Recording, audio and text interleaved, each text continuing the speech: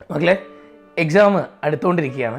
Exam അടുക്കുന്നതിനനുസരിച്ച് കുറേ പ്രശ്നങ്ങളിങ്ങനെ നമുക്കിങ്ങനെ വന്നുകൊണ്ടിരിക്കുകയാണ്.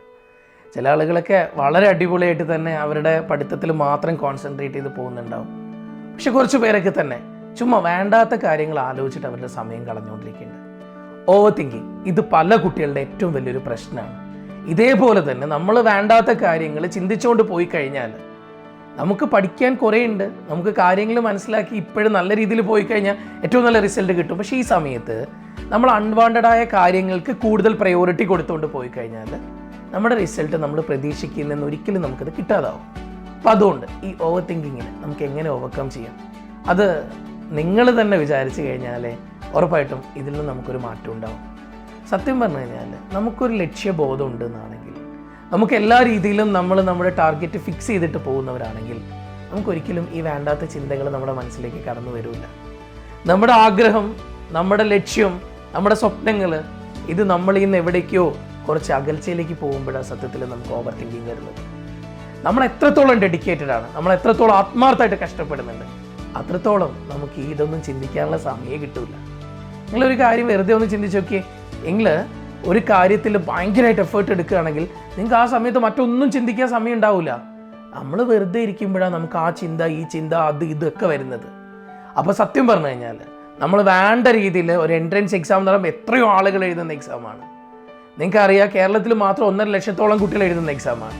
2000 ചുവടെ മാത്രം കുട്ടികൾ MBBSന് സീറ്റിലേക്ക് അർഹരാവുന്ന എക്സാമാണ്. ഗവൺമെൻറ് സീറ്റിൽ അത്രയും കുറച്ച് കുട്ടികൾ മാത്രം എത്തിപ്പെടുമ്പോൾ, അതിനോട് നമ്മൾ മത്സരിക്കുമ്പോൾ നമുക്കൊരു വാശി ഉണ്ടാവണം. നമുക്ക് നമ്മളോട് തന്നെ ഓരോ തവണയും നമുക്ക് മത്സരിച്ച് മുന്നോട്ട് പോകാനുള്ള ഒരു ധൈര്യം ഉണ്ടാവണം. ഇതുണ്ടാവുമ്പോൾ തന്നെയാണ് നമ്മൾ ഏറ്റവും വലിയ സക്സസ്സിലേക്ക് എത്തുക. നിങ്ങളൊന്ന് ചിന്തിച്ച് നോക്കിയാൽ മതി. ഞാൻ ബുക്ക് എടുത്ത് വെക്കുമ്പോൾ ഞാൻ ആലോചിക്കുക, ചിലപ്പോൾ ഞാനിപ്പോൾ ഫിസിക്സാണ് പഠിക്കാനിരിക്കുന്നത്. ഇപ്പോൾ കുറച്ച് നേരം ഒരു 10-15 മിനിറ്റ് ഫിസിക്സ് പ്രോബ്ലംസ് ചെയ്യുമ്പോൾ കിട്ടാണ്ടാകുമ്പോൾ ഓക്കെ, ഇനി എന്നാൽ ബയോളജി എടുത്ത് വെക്കാം, അല്ല ഇനി കെമിസ്ട്രി എടുത്ത് വെക്കാം. ഒന്നിലും നമുക്കൊരു കാര്യത്തിൽ കോൺസെൻട്രേറ്റ് ചെയ്യാൻ പറ്റുന്നില്ല. അതേ സമയത്ത് നമ്മൾ ആലോചിക്കുക, അല്ല എക്സാം ഓൺലൈൻ ആയാലും എന്താ ചെയ്യുക, അല്ല ഇനിയിപ്പോൾ എക്സാമിൻ്റെ മാറ്റങ്ങൾ വരുമ്പോൾ ഈ ചോയ്സൊക്കെ ഒഴിവായി കഴിഞ്ഞാൽ പിന്നെ എന്താ ഉണ്ടാവുക? 180 ക്വസ്റ്റ്യൻ 200 ക്വസ്റ്റ്യൻ ഉണ്ടായിരുന്നു, 180 ആകുമ്പോൾ എന്താ ഉണ്ടാവുക? ഇതൊന്നും ചിന്തിക്കേണ്ട ആൾക്കാരെല്ലാം നമ്മളിതൊക്കെ ചിന്തിച്ചിട്ട് എന്തിനാ വെറുതെ നമ്മുടെ സമയം കളയുന്നത്? ഈ സമയത്ത് എന്തൊക്കെ മാറ്റങ്ങൾ വരുന്നു അത് നിങ്ങൾക്ക് മാത്രമല്ല എല്ലാവർക്കും ഉണ്ടാവാൻ പോകുന്ന മാറ്റങ്ങളാണ്.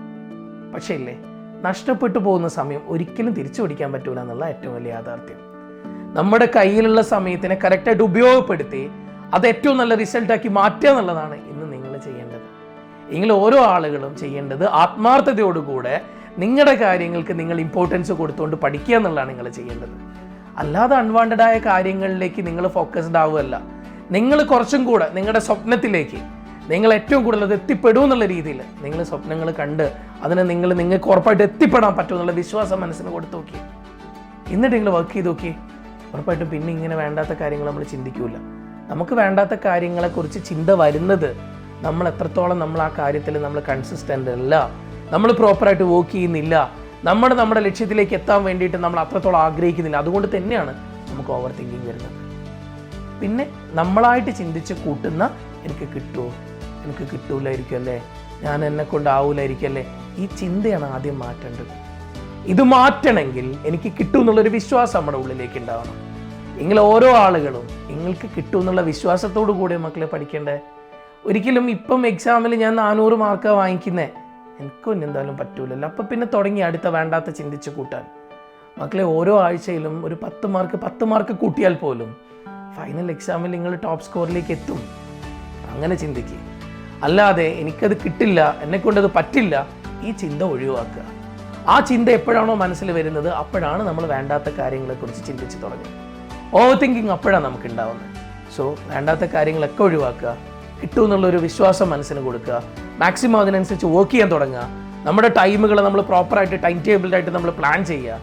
നിങ്ങൾ എത്രത്തോളം പ്ലാൻഡ് ആണോ അങ്ങനെയാണെങ്കിൽ നിങ്ങൾക്ക് ഇതൊന്നും ചിന്തിക്കാൻ സമയം ഉണ്ടാവില്ല.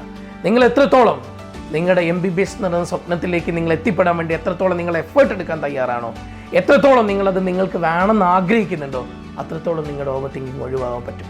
ആദ്യം സ്വന്തം കോൺഫിഡൻസ് ഉണ്ടാക്കിയെടുക്കുക, എന്നെക്കൊണ്ട് പറ്റുമെന്നുള്ള വിശ്വാസം ഉണ്ടാക്കിയെടുക്കുക, എന്നിട്ട് വർക്ക് ചെയ്യാൻ തയ്യാറാവുക. ഉറപ്പായിട്ടും നമുക്ക് വേണ്ടാത്ത തോട്ടുകളൊന്നും നമ്മുടെ ഉള്ളിലേക്ക് വരില്ല. നമ്മൾ വർക്ക് ചെയ്യും, നമ്മുടെ മാക്സിമം എഫേർട്ട് എടുക്കും. കാണാം മക്കളെ, ആദ്യമായിട്ടാണ് JPSൻ്റെ ചാനൽ കാണുന്നതെങ്കിൽ മക്കളെ സബ്സ്ക്രൈബ് ആക്കണം, നിങ്ങൾക്ക് ഇഷ്ടപ്പെട്ടിട്ടുണ്ടെങ്കിൽ മറ്റുള്ള ആളുകൾക്ക് ഷെയർ ചെയ്യണം. ഇനിയും നിങ്ങൾക്ക് വേണ്ട വീഡിയോസായിട്ട് ഞങ്ങൾ ഉറപ്പായിട്ടും വരും. അപ്പം വീണ്ടും കാണാം നമുക്ക്. Okay, thank you.